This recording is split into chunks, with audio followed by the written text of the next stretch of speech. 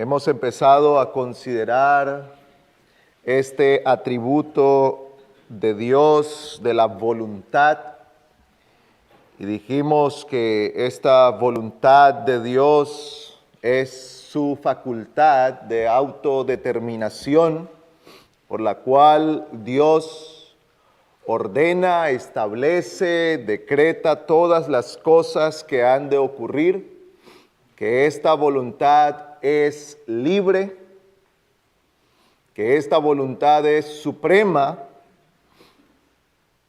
y que todas las cosas se harán porque así Dios las ha establecido.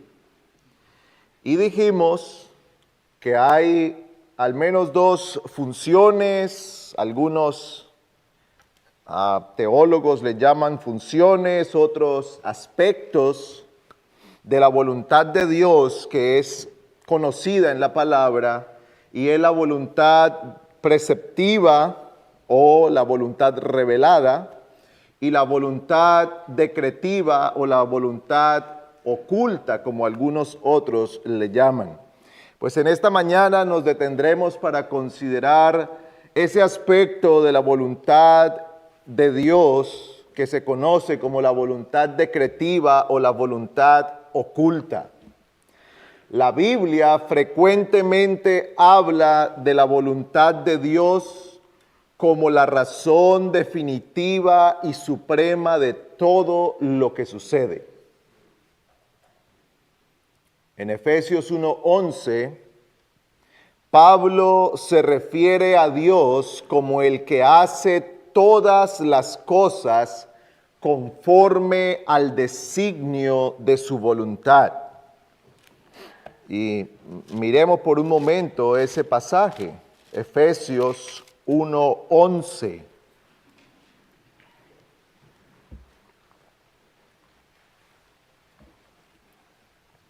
Efesios 1:11 dice el apóstol: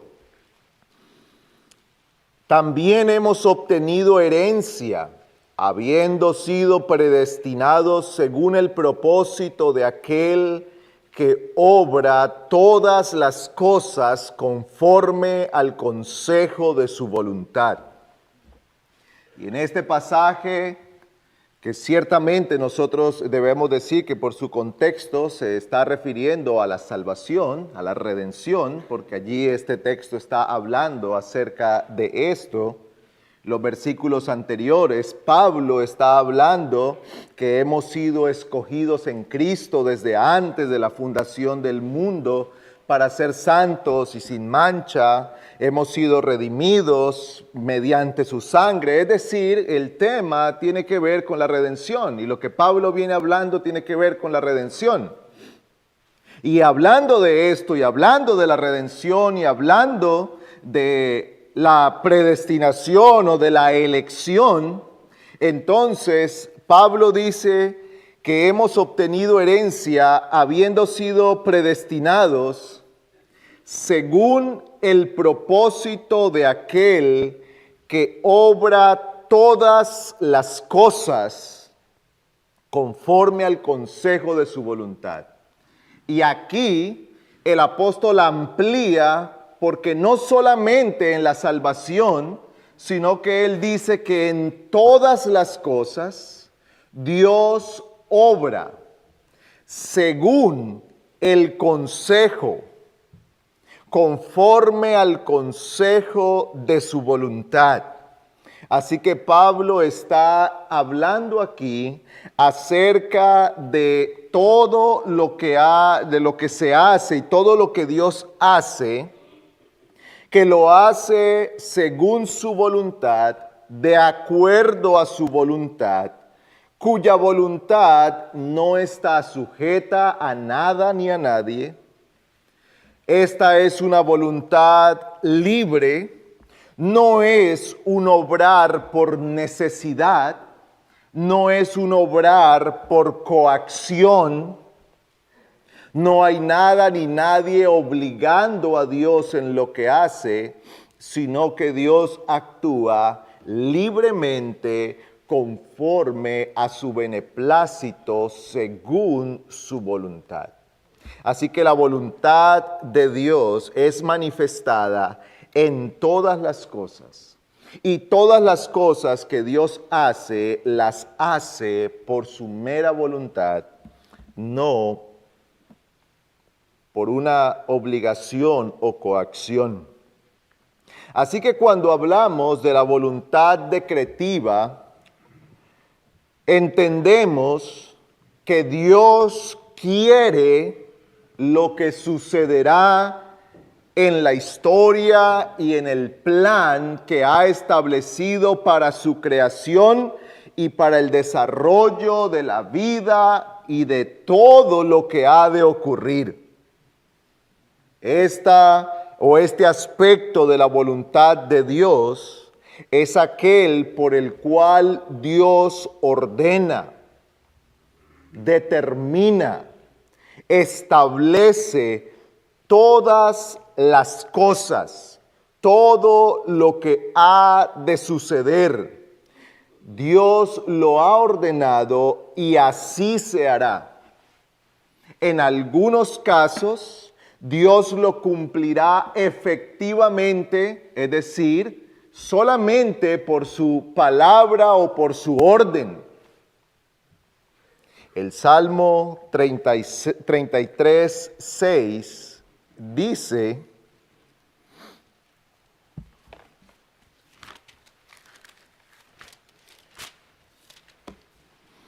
por la palabra del Señor fueron hechos los cielos y todo su ejército por el aliento de su boca. Aquí nos dice que Dios hizo. Ya hemos visto que para hacer, Dios había tomado la determinación de hacer. Dios, por su buena voluntad, estableció el crear. Dios, por su buena voluntad, decretó lo que iba a crear. Dice que es aquel que hace todas las cosas por el beneplácito de su voluntad. Así que Dios había ordenado lo que iba a hacer. Y aquí el salmista nos está hablando de la creación. Y dice que la creación fue hecha no por intervención de alguien, no por medios humanos, no fue hecha por medios secundarios, sino que Dios directa y efectivamente llevó a cabo tal obra. Por la palabra del Señor fueron hechos los cielos y todo su ejército por el aliento de su boca. Entonces, en esta voluntad decretiva, Dios establece aquello que ha de ocurrir o lo que ha de existir en su creación, en la historia y en cada una de sus criaturas. Esta voluntad decretiva es aquella, como hemos dicho, por medio de la cual Dios se propone que las cosas sucedan, ya sea por su propio ejercicio directo o permite que ocurran por medio de la agencia de criaturas. Dios establece lo que ha de ocurrir. Hay algunas que han ocurrido directamente por la orden del Señor, como cuando Dios creó. Pero hay otras que Dios permite que se lleven a cabo por la intervención de sus criaturas. Y un ejemplo muy conocido para nosotros es la historia de José. Miremos un momento Génesis 45.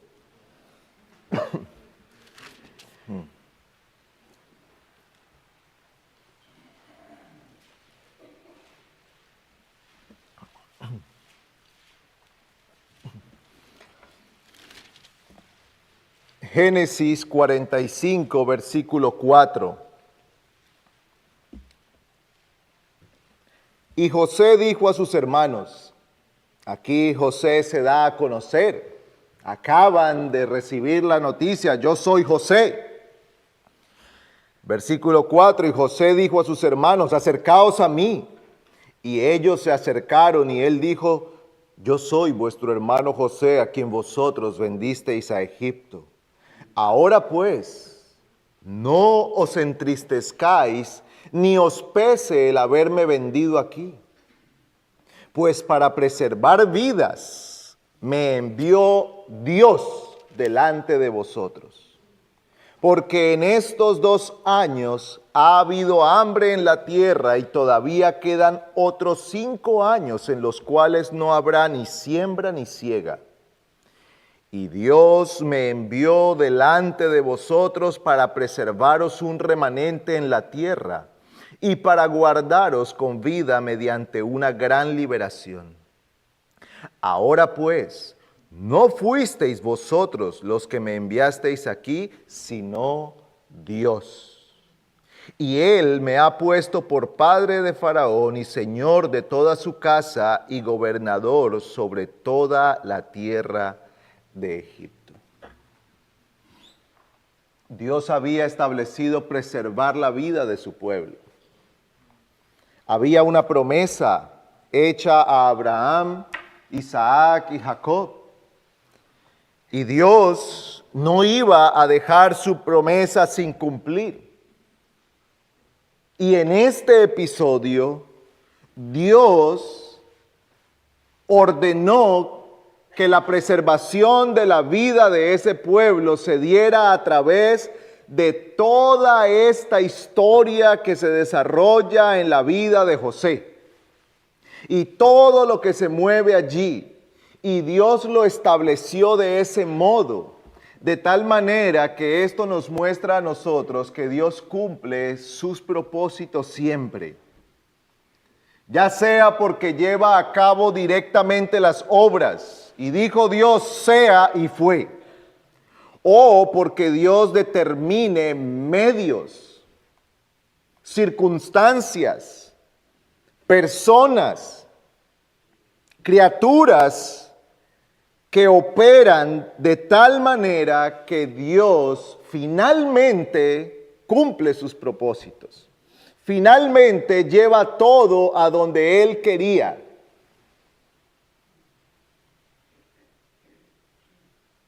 Con intervención de las criaturas. Como Dios usa algunas circunstancias, como en este caso, los hermanos de José se fueron llenando de mala voluntad hacia él y finalmente lo vendieron.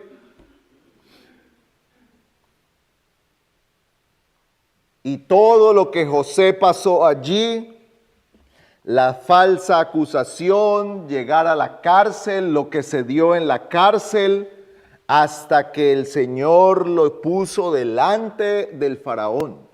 Y le dio sabiduría primeramente para interpretar su sueño y luego con toda la idea que él pudo tener para batallar contra la hambruna que vendría y para librar la vida del pueblo. Y dice él, viendo hacia atrás, esto no lo hicieron ustedes, lo hizo Dios. Ahora, ¿quiere decir eso que ellos no pusieron su mano allí? Sí. Ellos obraron. Ellos actuaron. Tanto así que su conciencia los acusaba de eso. Cuando recién llegaron allí a Egipto y José los reconoció desde la primera visita y empezó a probarlos de diferentes maneras, lo primero que vino a sus mentes fue, esto viene porque nosotros hicimos eso a nuestro hermano. Había un pecado y la conciencia cargaba sus mentes y sus corazones de la culpa. Pero con el tiempo José dice, todo eso lo permitió el Señor porque Él tenía un propósito, preservar la vida, preservar un remanente. Así que Dios actúa en el cumplimiento de lo que ha establecido, en el cumplimiento de sus decretos. Dios lleva a cabo sus obras efectivamente, o siendo Él la causa directa o de forma indirecta a través de la agencia de criaturas. Así que esta voluntad secreta o esta voluntad decretiva de Dios es aquella por medio de la cual Dios determina todo lo que ha de suceder, determina los medios por los que han de ocurrir y finalmente se cumple. Ordinariamente nosotros no tenemos el conocimiento de esta voluntad, sino hasta que las cosas suceden. Solamente en aquellos asuntos que Dios reveló por medio de sus profetas en su palabra, fueron esas que nosotros podemos ver que se sabían desde antes que ocurrieran.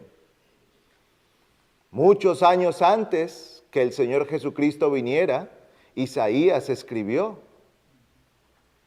porque un niño nos es nacido, hijo nos es dado.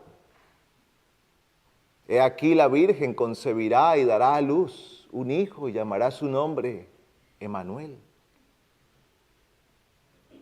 Fueron cosas que Dios quiso que se conocieran antes, pero regularmente nosotros no tenemos un conocimiento de esa voluntad decretiva. Por eso se le llama comúnmente como la voluntad secreta, porque es lo que Dios ha velado. Es aquello que Dios ha dejado que permanezca en ese secreto que le pertenece solo a Él. Por eso se llama secreta, porque sus decretos no están dados a conocer a todos nosotros. Nosotros no conocemos un minuto a minuto de nuestra vida, desde nuestro nacimiento hasta nuestra muerte. Eso no lo tenemos en nuestra mano. No tenemos un libro en el que digamos: oh, aquí Dios estableció para mí mañana esto y esto. No lo tenemos. Eso permanece en el secreto hasta que ocurre, hasta que Dios permite que se vaya dando. Y entonces, por eso la Escritura dice que lo secreto pertenece al secreto del Señor. Y allí debe permanecer. Y si Dios ha querido que permanezca en secreto, nosotros no debemos tratar de adivinarlo. Eso es una afrenta a Dios. Por eso el horóscopo, la lectura de las cartas, la lectura de la mano, ir allí donde el que ve su bola de cristal y ve el futuro, es una afrenta contra Dios. Porque lo que el Señor nos ordena es que confiemos en Él. Que Él, con su sabiduría, con su poder y con su bondad, está dirigiendo todas las cosas para la gloria de su nombre y el bien de su pueblo. Y eso es lo que debemos confiar. Y eso es lo que debe darle seguridad y paz a nuestro corazón. Que yo no sé lo que va a pasar mañana, pero yo sé que el Señor tiene el control de mañana. Y yo sé que Dios ha establecido el plan para mañana. Y Dios ha decretado lo que va a ocurrir mañana. Y yo sé que Dios no se equivoca, ni obra con maldad. No hay ni siquiera la posibilidad de que Dios obre con una pizca de pecado, con una sombra de impiedad. No existe tal posibilidad. Todo lo que Dios ha de hacer, lo hará tal como Él es. Perfecto, justo, sabio y lleno de bondad. Es ahí donde debe estar nuestra confianza. Es ahí donde debe estar nuestra mente y nuestro corazón. No en las mentiras que nos venden. No en las mentiras de los signos del zodiaco. No buscamos la compatibilidad entre los signos. ¿Qué signo eres tú? Porque yo no sé si me puedo casar contigo, porque si tu signo no es compatible con el mío, entonces no nos va a ir bien.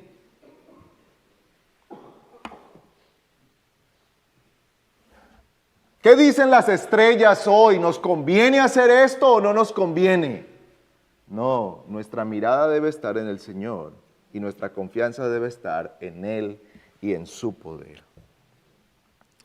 Pues el contenido o lo que la Biblia nos enseña a nosotros acerca de esta voluntad decretiva es que se manifiesta por lo menos en tres grandes aspectos. En primer lugar, en la creación. La creación manifiesta la voluntad decretiva de Dios.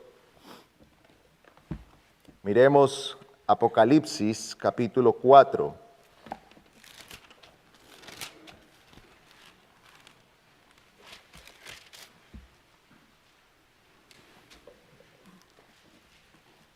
El versículo 11. Los 24 ancianos dicen: digno eres, Señor. Digno eres, Señor y Dios nuestro, de recibir la gloria y el honor y el poder, porque tú creaste todas las cosas y por tu voluntad existen y fueron creadas. Todo fue creado por la voluntad de Dios.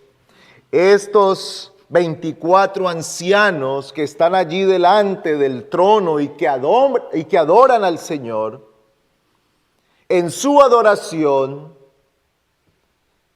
dicen que el Señor es digno de recibir la gloria y el honor y el poder, porque por su voluntad se crearon todas las cosas que existen. Así que la voluntad de Dios es manifestada, y especialmente este aspecto de la voluntad decretiva de Dios es manifestada en la creación. Todo lo que hay fue establecido por el Señor. Todo lo que hay fue creado por Dios. Todo lo que vemos y aún lo que no vemos en ese reino espiritual fue creado por Dios. Todo ha sido creado por el Señor, todo ha sido ordenado sabia y perfectamente. No hay errores. Y aun cuando nuestro pecado mete sus manos en muchas cosas que ocurren en esta vida, Dios tiene el control. Y las cosas ocurren porque Dios así las quiso. Así que no hay ninguna persona que haya nacido por error.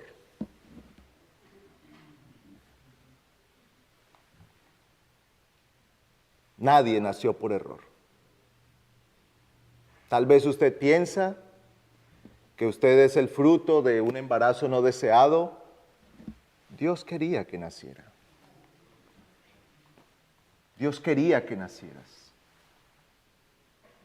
No hay accidentes. No hay tal cosa. Sí, tal vez humanamente nosotros decimos, bueno, esta pareja estaba tratando de no tener hijos y estaba usando un método para no tener hijos y quedó embarazada. Sí, falló el método, pero no falló el plan de Dios. Dios estableció que esa persona naciera. Así que no engañes tu corazón. Tú no eres un error. Dios quiso que tú vivieras. Y no dejes que el enemigo use eso para buscar tu desgracia y miseria. Porque generalmente las personas que son dominadas por ese pensamiento se entregan a todo tipo de maldad, se entregan a la amargura, al odio, al resentimiento, se levantan contra Dios, contra sus padres. No, Dios ordenó que tú nacieras. Por su voluntad, por su orden, por su decreto. Dios creó todas las cosas porque así las quiso. Dios no hizo nada por estar en necesidad. Dios no necesitaba de nosotros. Dios no necesitaba de las plantas ni de los animales. Dios no necesitaba de los ángeles. Dios es glorioso en sí mismo, como lo vimos hace unos cuantos domingos atrás. Cuando hablábamos de esto, Dios es glorioso en sí mismo. No necesita nada, lo hizo por su libre voluntad y para la manifestación de su gloria. Así que nosotros somos unos privilegiados de poder ahora vivir por la creación de Dios y en su presencia. Grande es la misericordia de nuestro Dios. ¿Cuánto más cuando pensamos en la redención? Que Dios no estaba obligado a redimirnos y por su buena voluntad ha querido hacerlo. Pues su voluntad decretiva se manifiesta también en la providencia. Dios en su providencia manifiesta todo lo que ha de ocurrir. O más bien, en su providencia se manifiesta todo lo que Dios había decretado.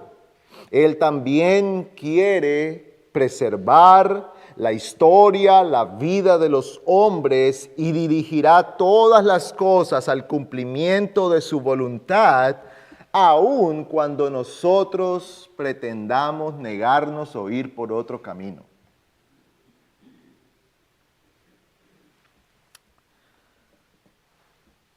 Y Jonás nos da un testimonio de esto.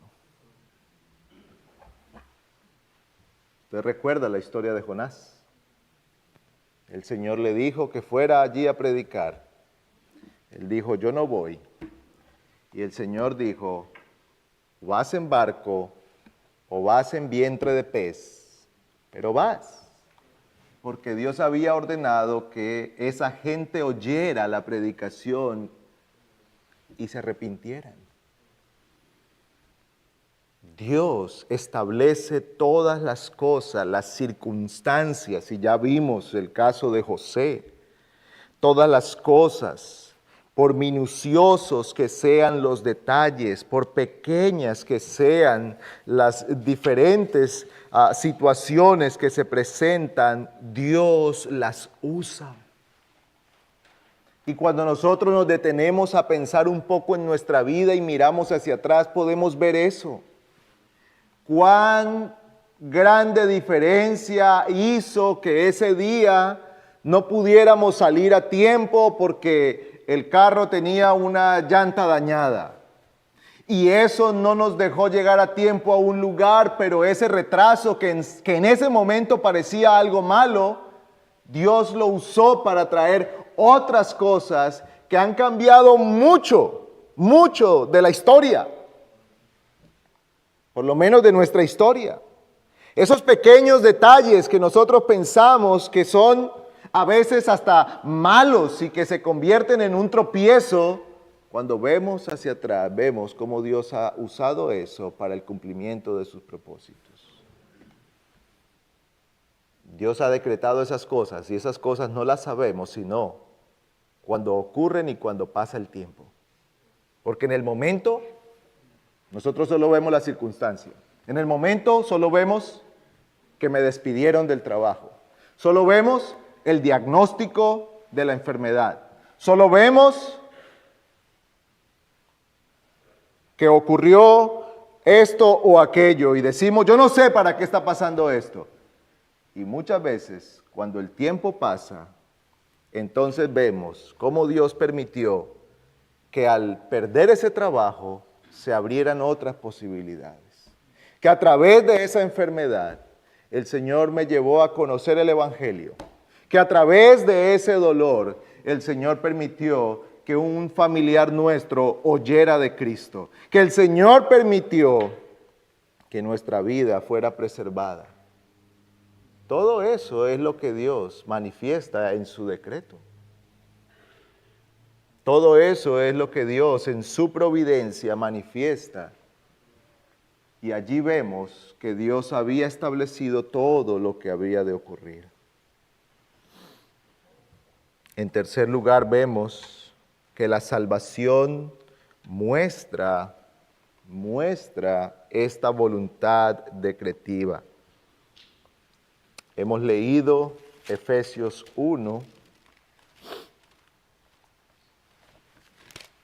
Leímos el versículo 11, pero todo ese pasaje desde el versículo 3 está hablando de la salvación y de una salvación que fue ordenada desde antes de la fundación del mundo. Bendito sea el Dios y Padre de nuestro Señor Jesucristo, que nos ha bendecido con toda bendición espiritual en los lugares celestiales en Cristo, según nos escogió en Él antes de la fundación del mundo. Antes, versículo 5, nos predestinó para adopción como hijos suyos. Versículo 11, hemos obtenido herencia habiendo sido predestinados según el propósito de aquel que obra todas las cosas conforme al consejo de su voluntad. ¿A dónde nos lleva el apóstol Pablo? ¿A dónde llevaba a los efesios y a dónde lleva a cada creyente cuando tiene que pensar en su salvación? No al día en el que se arrepintió. Sí, ese fue el día en el que se aplicó la salvación para él. Pero, ¿a dónde nos lleva? Antes de la fundación del mundo. Antes. Así que el creyente es salvo, no porque de niño era muy bueno. Dios no se fijó en ese creyente o en esa persona que ahora es un creyente porque desde muy joven tenía inclinaciones espirituales o le gustaba hacer lo bueno. Y entonces Dios dijo, este es un buen candidato. Esta es una buena candidata para el Evangelio. No, aquí dice que fue desde antes de la fundación del mundo. Dios ordenó nuestra salvación. Dios ordenó nuestra redención en Cristo. Y podemos ver en la Escritura el plan que se estableció desde antes de la fundación del mundo. Vemos que Dios prometió aquella salvación desde el principio. Génesis 3:15. El hijo de la mujer aplastaría la cabeza de la serpiente.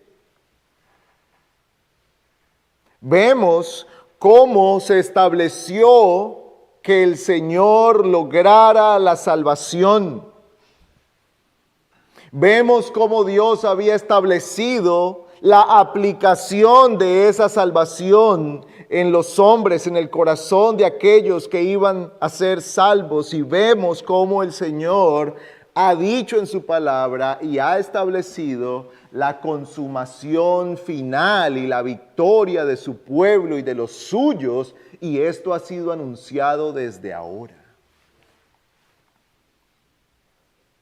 Y así como se ha cumplido todo lo que el Señor había prometido, lo cual Él había establecido desde antes de la fundación del mundo, y vemos la historia de la Biblia como la historia del cumplimiento de ese plan y promesa, podemos estar seguros hoy que el Señor regresará por segunda vez y que su pueblo triunfará y reinará con Él para siempre. Pero también, amigo, tú puedes estar seguro que la ira de Dios vendrá sobre aquellos que no se han arrepentido. Tan seguro como que Cristo vino, tan seguro como que todas sus promesas se han cumplido, tan cierto como que todo lo que Dios ha dicho en su palabra se ha cumplido tal cual como Él lo ordenó y lo estableció, tan cierto será que habrá un día de juicio donde todos nosotros estaremos delante del trono de Dios para dar cuentas. Y dice la Escritura que aquel que es hallado en Cristo no perecerá para siempre. Pero aquel que es hallado en su propia justicia, confiando en su propia bondad, o peor aún, creyendo que Dios no existe y negando a Dios, doblará su rodilla, reconocerá el señorío de Cristo, pero eso no para salvación, sino en la condenación eterna. Toda rodilla se doblará y toda lengua confesará que Él es el Señor.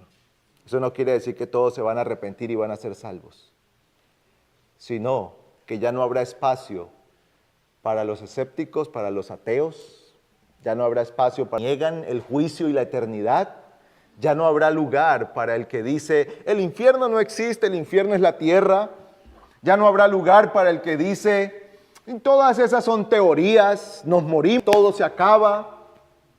No, ya no habrá espacio para tales. Todos serán conscientes de la gloria de Dios y del reino del Cordero y de su ira y de su juicio. Por eso, el Evangelio es una buena noticia para ti, amigo, porque el Señor te llama a ser perdonado, a arrepentirte y a venir a Él hoy, para que el día del juicio estés en Cristo. Para que el día del juicio, cuando Dios ponga a la derecha las ovejas y a la izquierda las cabras, los cabritos, entonces el Señor diga, venid benditos de mi Padre. Pero eso no se hace por la fuerza del hombre, sino por la gracia de Cristo que es ofrecida en Él y que es recibida por la fe. Ven a Cristo y cree en Él. Y finalmente, hermanos, esta doctrina de la voluntad decretiva de Dios o secreta de Dios nos llama a la confianza sumisa. Ciertamente que podemos decir como el salmista en el Salmo 139, hablando del conocimiento de Dios, pero estas palabras se aplican también a esto. Tal conocimiento es demasiado maravilloso para mí. Alto es no lo comprender. Cuando hablamos de la voluntad de Dios, nos enfrentamos a algo maravilloso y misterioso. Alto, realmente no comprendemos en plenitud estas cosas, pero eso no quiere decir que no sea verdad, ni que no las debamos creer. Más bien, el ser conscientes de estas cosas deben alentar nuestro corazón a humillarnos delante de nuestro Dios. Somos llamados a confiar en sus planes perfectos. Somos llamados a confiar y a depender del Señor en todo lo que Él hace y en todo lo que Él permite para nuestras vidas. Podemos estar seguros que la voluntad de Dios se cumplirá. Esta confianza entonces nos libra de ese temor y esa ansiedad que produce en nosotros la idea del futuro. Porque si hay algo que nos quita el sueño, y a veces literalmente nos quita el sueño, es la ansiedad, el temor al mañana. ¿Y qué va a pasar con esto? ¿Y qué vamos a hacer con aquello? ¿Y qué si se cumple el pronóstico de este analista político? ¿Y qué si se cumplen los pronósticos de los analistas financieros? ¿Y qué si pasa esto? ¿Y qué si esa enfermedad de la que dicen que está empezando a regarse por el mundo es tan mortal como dicen? Y todas esas cosas que empiezan a minar nuestra mente y nuestro corazón son apaciguadas cuando ponemos nuestros pies firmemente en la voluntad de Dios. Él ha dicho, Él ha decretado, Él hará, y lo que Él haga es bueno. Y yo le animo para que usted lea el libro de Habacuc. Es un libro corto, son solo 3 capítulos, pero allí encontramos a un hombre a quien Dios le anuncia un juicio severo. Es una cosa terrible lo que ha de venir. Y él está yendo al Señor y dice, Señor, yo no entiendo por qué tú harás esto, no sé lo que va a ocurrir, y todo lo que Dios ha dicho que va a pasar es una cosa desoladora, es aterradora. Pero cómo concluye él debe ser un ejemplo para nosotros. El capítulo 3, el versículo 1 dice, oración del profeta Habacuc. Oh Señor, he oído lo que se dice de ti y temí. Versículo 16, oí y se estremecieron mis entrañas. A tu voz temblaron mis labios. Entra podredumbre en mis huesos y tiemblo donde estoy. Tranquilo espero el día de la angustia, al pueblo que se levantará para invadirnos. Aunque la higuera no eche brotes ni haya fruto en las viñas, aunque falte el producto del olivo y los campos no produzcan alimento, aunque falten las ovejas del aprisco y no haya vacas en los establos, con todo yo me alegraré en el Señor y me regocijaré en el Dios de mi salvación. El Señor Dios es mi fortaleza. Él ha hecho mis pies como los de las ciervas y por las alturas me hace caminar. Este hombre nos muestra a nosotros cómo el temor y la confianza pueden estar a la vez en un corazón. Ciertamente que hay temor.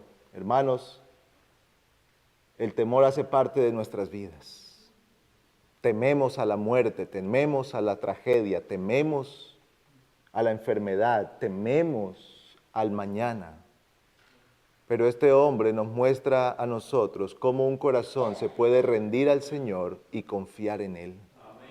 Oí y temí, pero este temor no fue solamente de miedo, sino un temor de confianza, y por eso Él dice, el Señor Dios es mi fortaleza. Él es nuestra fortaleza. Hermanos, fortalezcámonos en el Señor, descansemos en Él, pidámosle al Señor que aumente nuestra fe para confiar en lo que Él está haciendo. Aunque nosotros no sepamos lo que Él va a hacer mañana, que podamos confiar y descansar en Él. Señor, tus juicios son justos, todas tus obras son perfectas, todo lo que tú haces es bueno, todo lo que tú haces es digno de gloria. Señor, dame fe para confiar en ti. Que esa sea nuestra oración. Y entonces podremos decir como este hombre, aunque pasen todas estas cosas, yo estoy confiado en el Señor. Oremos. Señor, aumenta nuestra fe para confiar en ti. Danos que al recordar estas cosas acerca de tus decretos y de tu voluntad que se mantiene en secreto, nuestro corazón confíe no en lo que ve ni en lo que controla, sino en tu poder, en tus decisiones justas, sabias y perfectas. Padre, danos la fe para creer, perdona nuestra incredulidad, perdónanos cuando ha sido dominado por el temor y la ansiedad, cuando los temores de estas cosas nos han llevado a buscar auxilio en otros lugares. Ayúdanos a ir siempre a ti, a recurrir a tu palabra. Padre, danos la gracia de poner toda nuestra confianza y esperanza en la obra que tú estás haciendo. Y gracias también te damos, porque en todos estos planes de buena voluntad y de salvación estábamos incluidos. Gloria sea a tu nombre. Ayuda a nuestros amigos, a que ellos consideren también estas cosas, pongan su confianza en Cristo y sean perdonados de sus pecados. En el nombre de nuestro Salvador oramos. Amén.